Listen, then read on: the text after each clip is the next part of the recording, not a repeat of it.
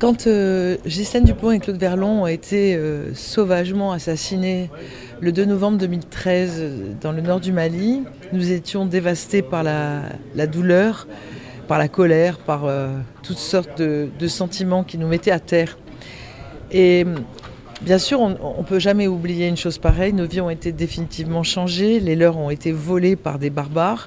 Je ne veux pas trahir le secret de l'instruction, qui est un principe fondamental du droit que je respecte, mais on peut dire en tout cas que oui, sans dire aucun nom, les présumés coupables, qu'il s'agisse des commanditaires ou du commando qui les a assassinés, les noms sont connus, certains sont déjà morts.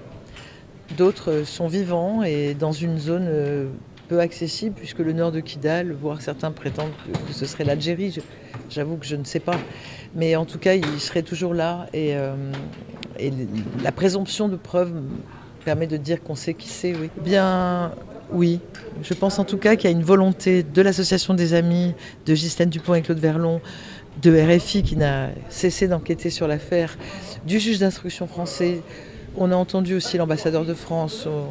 Il y a une volonté que cette impunité ne puisse pas perdurer. Parce que laisser ces crimes contre les journalistes impunis, contre Ghislaine et Claude, contre tous les journalistes assassinés, qui sont nombreux dans le monde, c'est au fond bafouer la liberté de la presse. Parce que s'il suffit de tuer les gens qui vous dérangent pour avoir la paix, donc il n'y a plus de limite. Et n'importe qui peut faire taire n'importe qui. Donc ça, il faut vraiment qu'il y ait une lutte contre ça. Je pense que l'ONU est en train vraiment de s'en emparer. Reporters sans frontières fait un gros travail là-dessus. J'espère qu'il y aura bientôt un responsable à l'échelle de l'ONU pour lutter contre cette impunité et défendre la sécurité des journalistes, que nous défendons aussi. D'ailleurs, peut-être l'année prochaine, on pourra délocaliser une formation spécifique sur ces questions de sécurité. Je pense que de plus en plus, les zones de crise se multiplient, les formes de risques se multiplient.